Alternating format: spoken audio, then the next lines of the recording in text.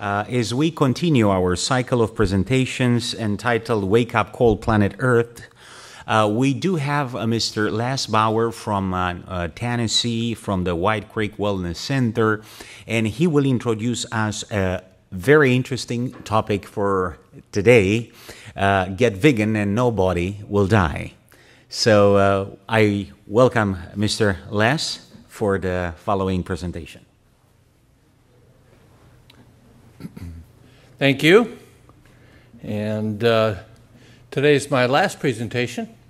And I would like to encourage you, though, there are still 2 weekends to come and still some very interesting topics to be shared with you. Dr. John Bauer, very good speaker, very informative, and be well worth your time to come. So this afternoon we're going to talk about use of being vegetarian, but in reality we'd like you to go all the way and be vegan and the reasons for it. And meat increases colon cancer risk. This is a large study done, and the frequency of eating beef, pork, and lamb. These are red meats, and I know in the United States if it just says red meat on it, it could be kangaroo too, so, or horse. But these particular meats, and if they were eaten less than once per month, or once per month to once per week, 2 to 4 times per week, and we'll look at the 5 to 6 times per week. What is the risk for cancer according to these uses? So daily or more. So first of all, less than once per month. They basically had a 0 chance or risk for colon cancer. But once you started to continue to use it or use it more often, once per month to once per week, it jumped 39%. 2 to 4 times a week, 50%. 5 to 6 times a week, 84%. And if you use it daily or more, 149%. So there seems to be a direct relationship between the use of red meats and colon cancer. Now, I have to tell you that if you have any trouble at all with your colon, any problem at all, whether it's constipation or irritable bowel syndrome or any activities that are troubling the colon, it's from undigested protein. It is the most harmful thing to go into the large intestinal tract. No food should go in there undigested. All food should be thoroughly digested prior to entering the colon. And the worst type of food that can go in there is protein, if it's undigested, and the worst type of undigested protein would be animal protein. You don't see these statistics if you're eating corn a lot and you're not chewing it well, but it's still passing through. You don't see the same relationship. So it is the use of animal proteins. So cancer viruses are the highest cancer rates are in farmers, dairy farmers and poultry farmers who market eggs. And in 1975, 7 in 10 cartons of milk had cancer viruses in them. There are 30 human diseases that can come from the use of dairy products. In 1975, 7 in 10 eggs had cancer viruses. In 1985, nearly 100% of eggs had cancer viruses in them. And it's produced by Dr. Shinya from Japan. He is the one that developed the colonoscopy, the colonoscope, to be able to observe colons, and the snare corridor device to go in and take out cancerous polyps and so forth. So he has done thousands of these examinations, and he has found a direct relationship to what you eat. Yeah, there seems to be a relationship, okay, with the condition of the body with what you eat. So you are what you eat, and your body can only handle so much of those things. So the dairy products, the animal products, they're not designed for our intestinal system. And when used regularly, you see the consequence and diseases related to it. So osteoporosis. Osteoporosis is the hardening of the bones, the thinning of the bones, and the hardening of the bones. Now, I have to tell you a little experience I had.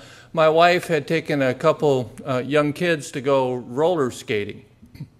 And my wife is in her 50s, and so she went roller skating with them. And on exiting the rink, cement rink, she fell and smashed her wrist against the cement and crushed her wrist. So had to go to the doctor, and they had to operate to go in and put all the little pieces back together and clean out what they could. Then they put her hand in a traction. They drilled screws in her bones and put her hand in traction. But when we were there, of course, you have to fill out all the information, and she filled out saying she was, a total vegan, no use of animal products and all these things. And after the operation, the doctor came up, and the doctor was mad. And he took me and walked me to the elevator. And in the elevator, he started pointing his finger at me. He says, "I've operated on thousands of bones, and your wife's bones are soft. She needs cheese. She needs milk. She needs calcium from these things." And I'm thinking, doctor, you're mixed up. Because healthy bones are soft. Sick bones are hard and brittle. And he couldn't see it. All he could think about is she needs calcium, and the only place he could think about getting calcium from was dairy products. But you can't get the calcium out of dairy products. The cow gets its calcium from grass, from the greens that it eats. If you want good source of calcium, you need to go where the cow is eating. And you will get fresh, good, organic calcium that your body can readily use. That same doctor, she's supposed to be in traction for 8 weeks. And 3 weeks in, we heard that same doctor and his nurse in the next room, and they were arguing, saying, "We can't take it off. It's too early. She's not supposed to be well. We can't take this off now." She was already healed in 3 weeks. So osteoporosis, milk's main selling point is calcium.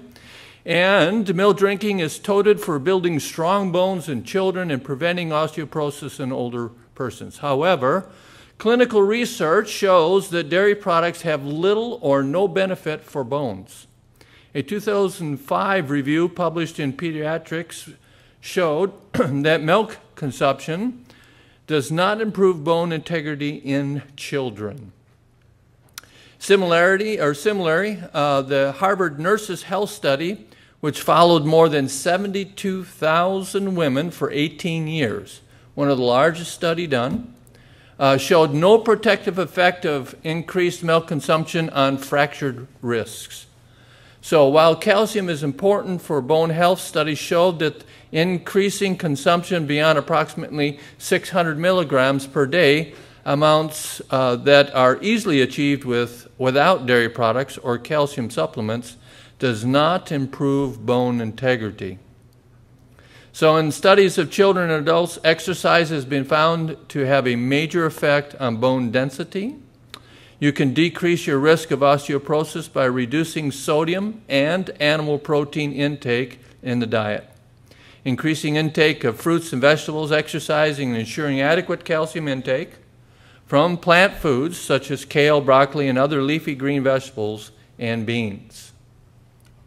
So here is a slide showing the amounts of calcium in many different products. You can see at the very bottom is lamb's quarters. Now, I don't know if you're familiar with lamb's quarters, but lamb's quarters is a wild vegetable, leafy green. You can find it so far every place I've been, Germany, Romania, I can't remember if I saw it in Brazil or not, but in nearly all the places in the United States also it grows. It grows most prolific in the southern parts of the United States. If you turn the soil up, first thing in the spring that comes up is lamb's quarters and poke salad. So in the south. So lamb's quarters is the highest in calcium in the vegetable kingdom and the highest in vitamin A. It is a beautiful product. And I can't remember, but I think I have a picture next to show you. If not, I can show you later. But carob flour, are you familiar with carob? Carob is the natural chocolate, I should say, the natural substance that tastes like chocolate, but it is extremely high in calcium also. And these calciums are totally usable by our body. The calcium in dairy products, we get maybe 70, 80% of it's lost through our intestinal tract. We can't absorb it. So we're actually getting very little calcium from it. So these things, collard greens per cup, is more calcium than skim milk or whole milk. And then figs, just 10 figs, you get 269 milligrams of calcium. So in the natural realm, it's very easy for us to get calcium. Sesame seeds, if you're not familiar with sesame, tahini, there is just 2 teaspoons is 176 milligrams. Blackstrap molasses, again 176 milligrams for 1 tablespoon. So cancer. Prostate and breast cancers have been linked to consumption of dairy products, presumably related to increase in the compound called insulin growth factor, IGF-1. IGF-1 is found in cow's milk. You know, out of the millions of hormones there is, of all the mammals on Earth, there's only one hormone that's identical in any mammals, and that's IGF-1, or the insulin growth factor, that's found in cow's milk and in humans. So the IGF-1 is a growth factor, it's a hormone to tell a calf born at 100 and some pounds, or around 100 pounds, to grow in 2 years to be about 600, 700, 800 pounds. So that's what that hormone is supposed to do. It's supposed to tell that body to do that. So if we are drinking that milk, that hormone we are taking in is telling our body to do that. See? So, but with men in prostate cancer, this is really very important. IGF-1 is found in cow milk and has been shown to occur in increased levels in the blood of individuals consuming dairy products on a regular basis. Other nutrients that increase IGF are also found in cow's milk. Case control studies in diverse populations have shown a strong and consistent association between the serum IGF-1 concentrations and prostate risk. One study showed that men who had the highest levels of IGF-1 had more than 4 times the risk of prostate cancer compared with those who had the lowest levels. Other findings showed that prostate cancer risks was elevated with increased consumption of low-fat milk, suggesting that too much dairy calcium could be a potential threat in prostate health. And the problem now also, and in the United States, for instance, and I think in Canada also, is that the cows, a few years ago, the United States allowed the dairy industry to use Monsanto's hormone, growth hormone, for increasing the production of milk without labeling it on the milk. And that particular hormone produces IGF levels of 10 times the normal level and 10 times the strength. So 10 times more, and each one is 10 times greater in strength than the normal hormone. So if you are drinking milk with Monsanto's growth hormone in that milk, and you're a male, and you're over 50, I can tell you you're going to have prostate cancer, or you're going to have prostate trouble. So breast cancer. So breast cancer correlated with meat and dairy servings per week. Again, how many frequency and related risks, so how many times per week someone uses the product, and then the risk factor that goes up. So less than once per week, if the use of meat, eggs, or cheese, basically risk factor is 1. If it goes to 2 to 4 times a week, if it's meat, it jumps almost 2.5 times. Eggs, it jumps almost 2. And cheese, it jumps almost 3.5 times. If they use it daily with milk, it jumps 3.5 times. Eggs, almost 3 times. And with cheese, over 4 times.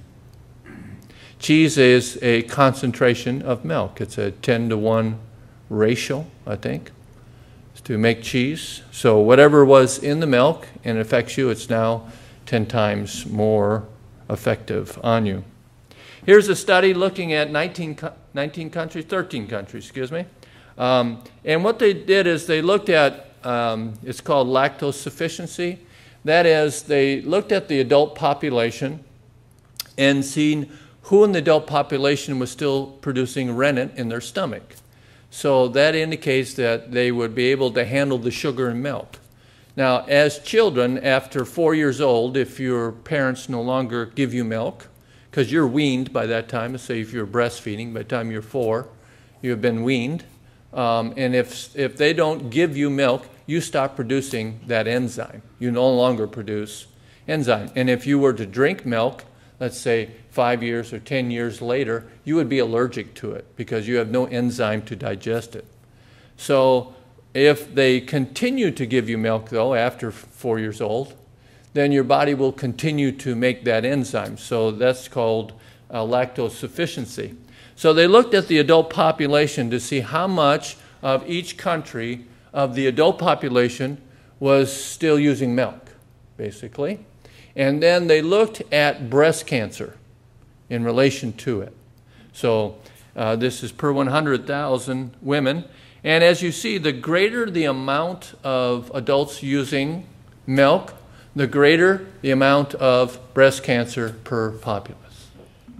So researcher warns of cancer risk in dairy foods. A report in January 23, 1998 article in Science, men with high blood levels of the natural occurring hormone insulin-like growth factor, IGF-1, are over 4 times more likely to develop the full-blown prostate cancer. This is telling us about the Monsanto's hormone. In 1998 report appears unaware of the fact that the entire U.S. population is now exposed to high levels of IGF-1 in dairy. So the Food and Drug Administration approved the sale of unlabeled milk from cows injected with Monsanto's genetically engineered bovine growth hormone, which is supercharged with high levels of abnormally potent IGF-1, up to 10 times the levels in natural milk and over 10 times more potent. So lactose intolerance. Lactose is the sugar in milk. So lactose intolerance is common among many populations, affecting approximately 95% of Asian Americans, 74% of Native Americans, 70% of African Americans, 53% of Mexican Americans, and 15% of Caucasians. Symptoms which include gastrointestinal disease, as we looked at in the slides of the intestines, diarrhea, flatulence or gas occur because these individuals do not have enzyme lactose that digests the milk sugar lactose. So vitamin D. Do we have to have vitamin D? Yes, right? Sure. If you want to have strong bones, because you need vitamin D to be able to assimilate the calcium. So where are you going to get your vitamin D from? You can get it from milk. But where would you normally get it from? Since, according to our physiology, we shouldn't be drinking milk after 4 years of age. Where would you normally get it from? From what? Sun. From the sun, that's right. So a little exposure to the sun, for instance, 15 minutes of sun on your arms converts the cholesterol that is underneath your skin and converts it to vitamin D3, which deposits it on top of your skin. So just a suggestion, if you do take a sun bath for your vitamin D, then don't take a water bath for at least 30 minutes afterward, because that vitamin D that is produced on your skin is water soluble until it's reabsorbed into your body. So if you wait 30 minutes, your body will pull it through your skin transdermally into your system at a very potent strength. When anything's pulled through our skin, it comes in very strong because it's not diluted through the digestive system. So it's really God's way of really producing plenty of vitamin D for us.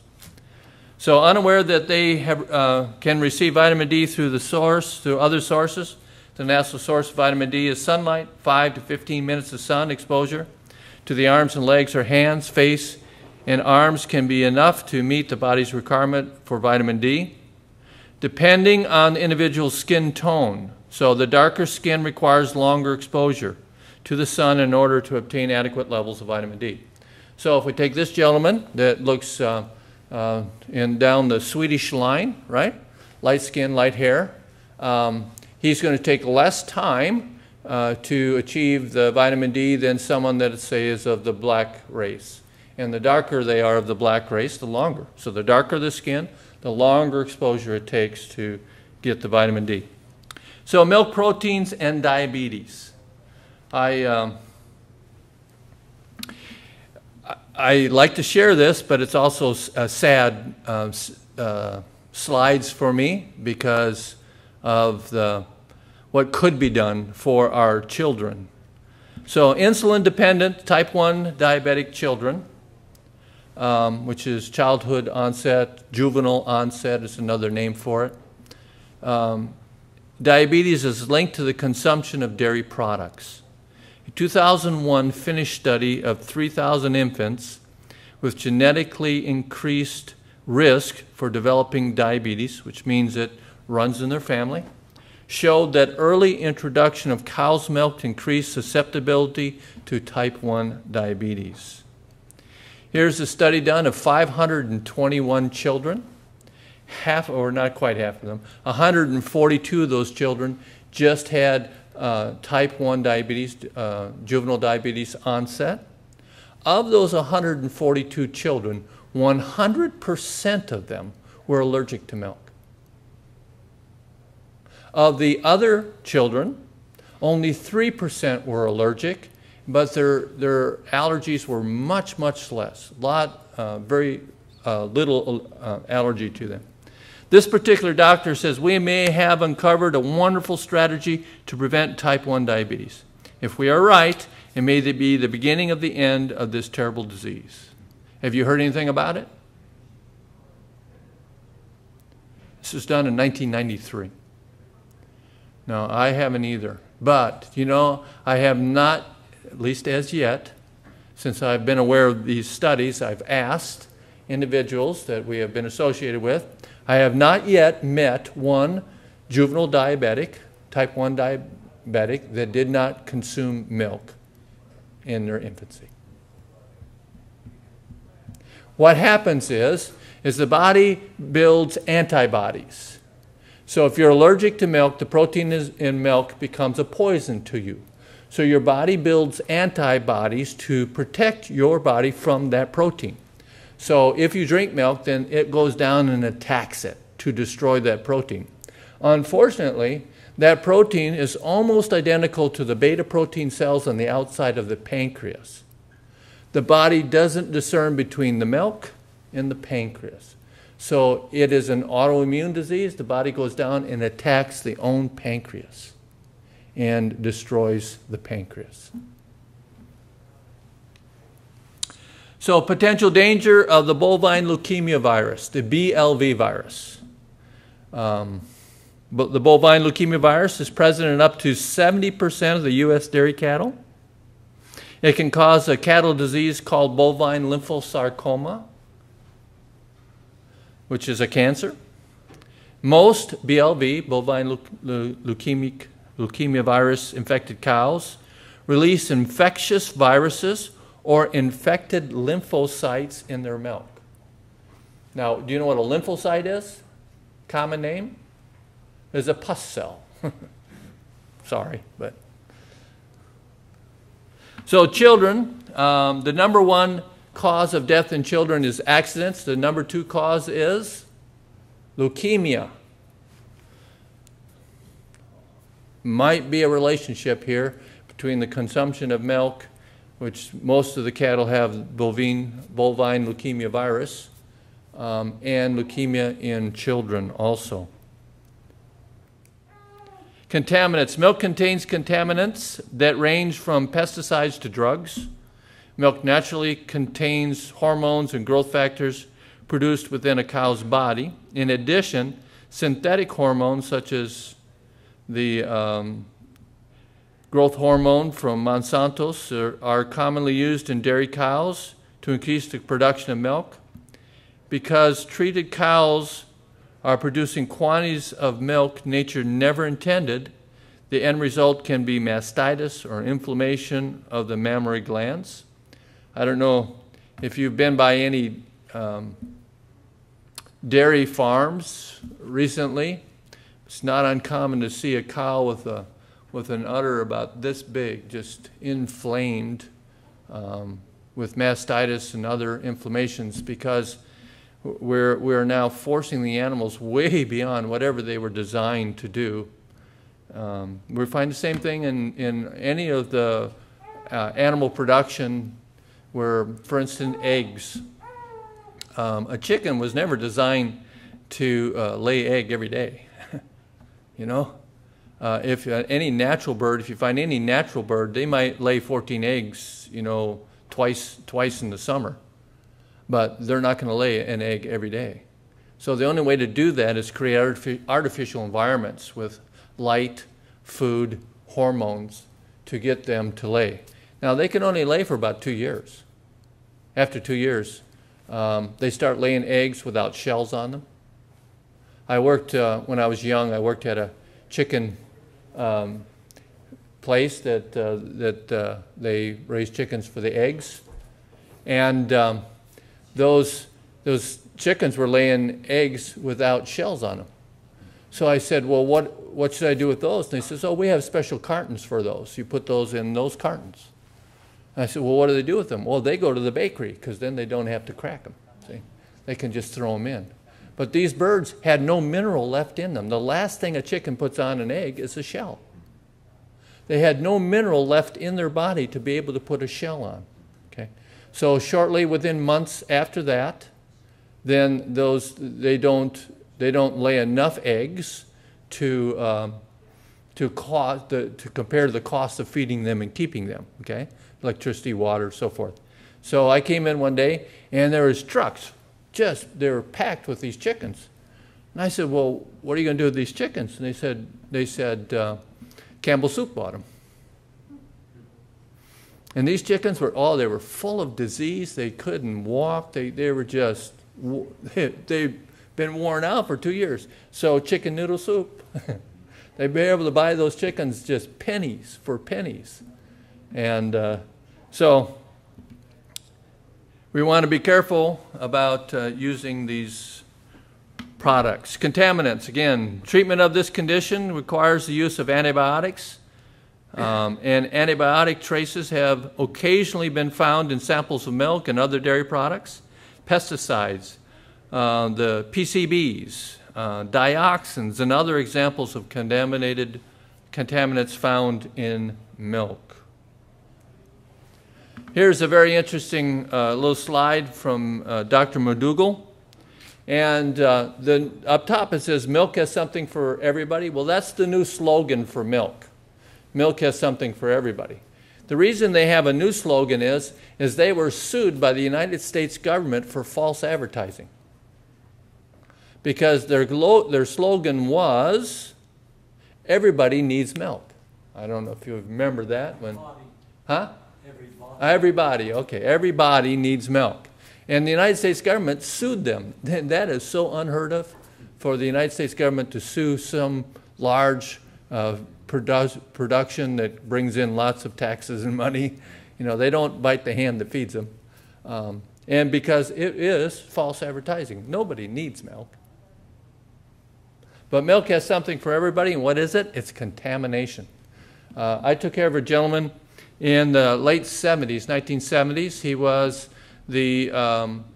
He was head of all the creameries for the state of Oklahoma in the United States, and all the dairy creameries. So they brought all the milk came to the creameries, and that's where they separate them and get cheese, make cheese and cottage cheese and so forth. And he told me the filthiest thing on the market is milk. It comes in so full of bacteria, and the waste product of bacteria is very acid. The milk is so acid, they're allowed to use so much lime to try to sweeten the milk, to counteract the acidity of the milk.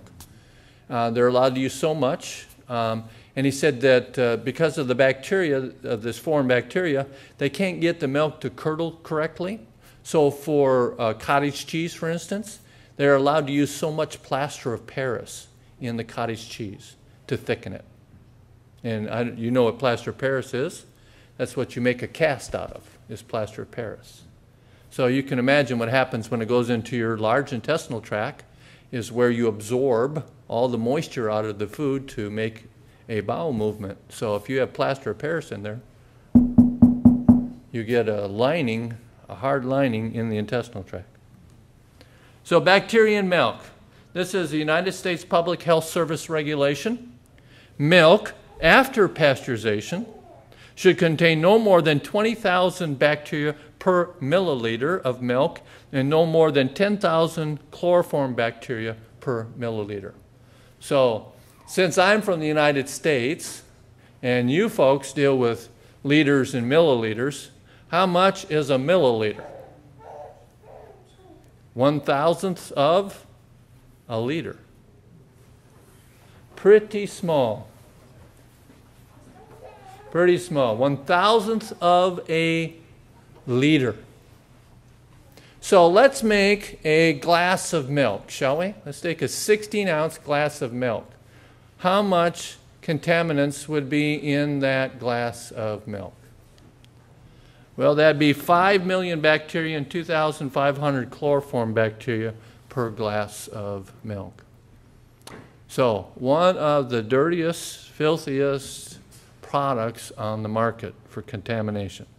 So health concerns in infants and children. The American Academy of Pediatrics recommend that infants below 1 year of age not be given whole cow's milk, as iron deficiency is more likely on a dairy-rich diet. Cow's milk products are very low in iron.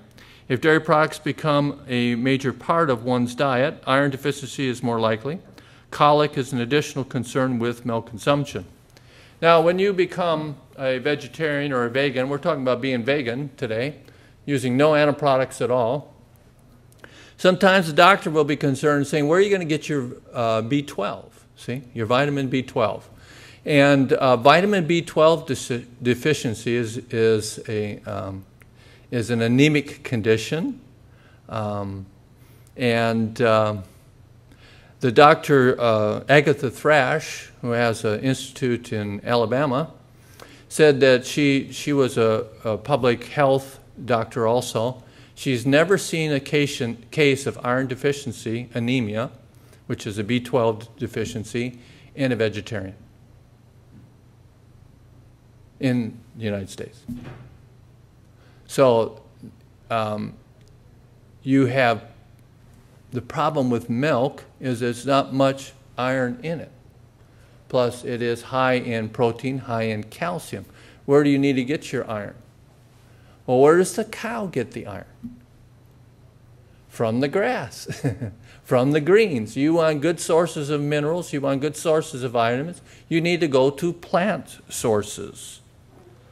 Up to 28% of infants suffered from colic during their first month of life. Pediatricians learned long ago that cow's milk was often the reason. We know now that breastfeeding mothers can have colicky babies if the mothers consume cow's milk. I know my wife even found out she was vegan. She even found out that certain foods will give a baby colic, or gas, whether it be garlic or onions or something else along that line. So the cow's antibodies can pass through the mother's bloodstream into her breast milk and into the baby. Additional food allergies appear to be common results of cow milk consumption, particularly in children. The use of antibodies in antibiotics, I should say, in milk and in chickens, for instance, they have an AIDS-like virus, okay, that's just sweeping through the chicken industry. And so to be able to, for a farmer to be able to have enough survive to market, they're allowed to use an enormous amount of antibiotics to the chickens. Now what's happening now is we're getting certain types of diseases that are coming out, but these diseases are drug resistant because our bodies are getting so infiltrated with antibiotics that ones that do survive, because an antibiotic is anti-life. If you take an antibiotic, it's going to kill all bacteria. And you have a lot of good bacteria in your body. You produce vitamin Bs and many things from good bacteria. When you take an antibiotic, it kills all those bacteria. But the bad that survive are now drug resistant. Even if you got sick with the bacteria and they gave you antibiotics, you're not going to overcome it because this strain is drug resistant, and we're getting a lot of strains of bacteria that are drug resistant. That's preparing the population for an outbreak of disease. So this is a study done, and actually it's not a study, it's a newspaper research. When the mad cow disease outbreak happened in Europe, within a short period of time, they found out the source. And the source was they were feeding cows byproduct from the slaughterhouse. And in Europe, the main product in the slaughterhouse is sheep. And sheep had a disease called scabies. And they'd go along a fence or something and just drag their bodies along the fence, and they nicknamed it scabies. But it was the same spongiform disease that affected the brains of cattle. So when they found out, U.S. News and World Report did a study to try to figure out what were they feeding the cows in the United States. Okay? So what do you think they found out? They were feeding them cats, dogs, and manure. They were taking euthanized animals from large cities, and they would take them and cook them and dry them and grind them up and put them in the feed. It's called pre-digested protein. Another very common practice is to use manure, especially chicken manure.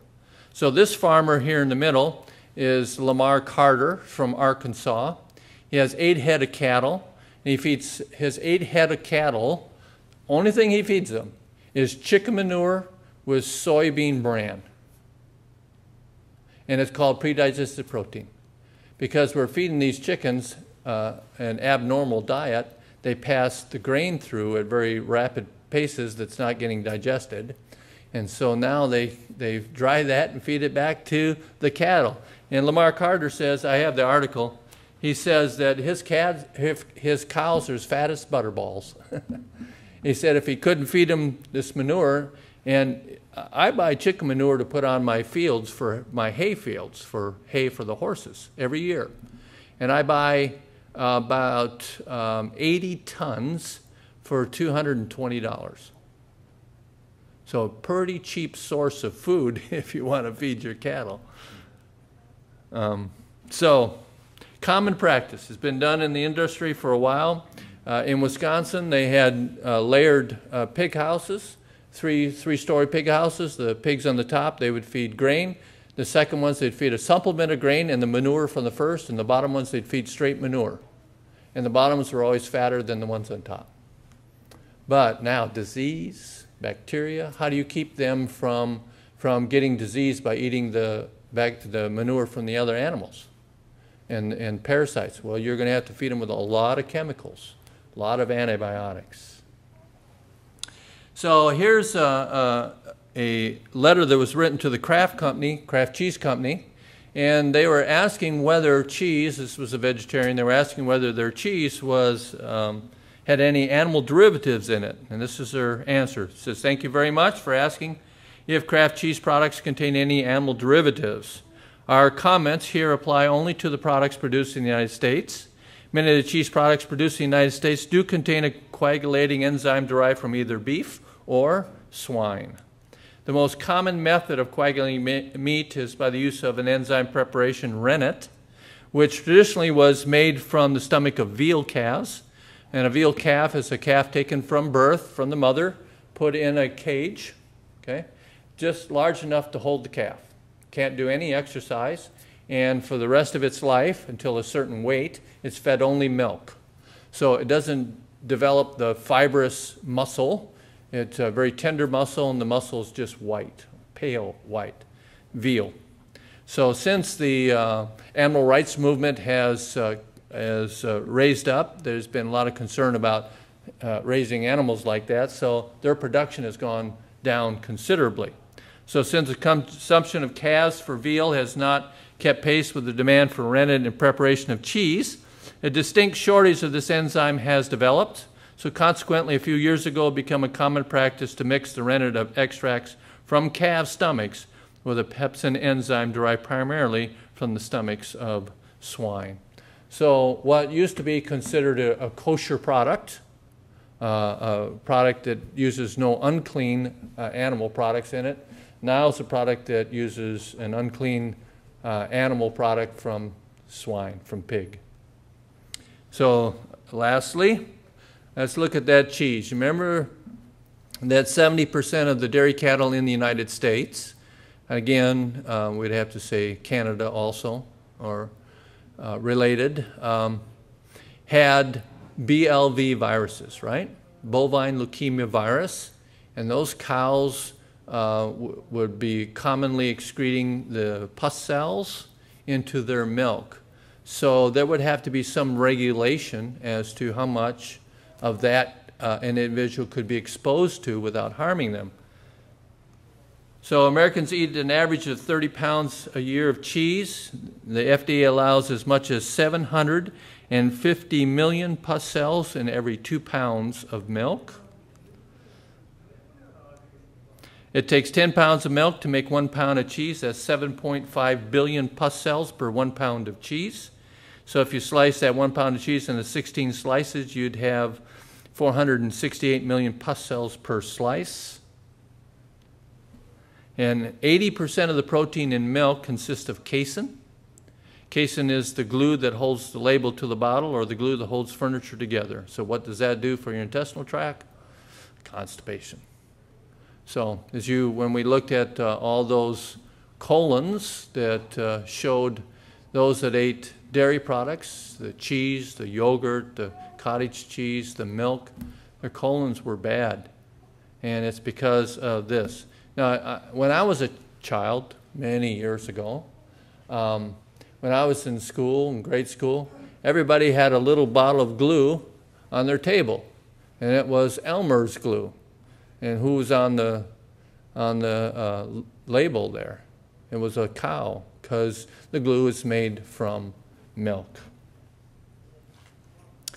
These are the major childhood health concerns related to the use of cow's milk for children. Allergies, iron deficiency anemia, that's a B12 deficiency, lowered intelligence, milk sensitivities, early atherosclerosis, juvenile diabetes, acne, rheumatoid arthritis, dental decay, and infectious disease. So this is Elmer now. Elmer, the one we got the milk, the glue from. And Elmer's going to give us some counsel. Eat broccoli. So osteoporosis is a disease caused by various factors, one of the most important one being excess protein intake. And virtually every study ever done, the evidence has been conclusive. The higher the protein intake, the more calcium is lost. Thank you.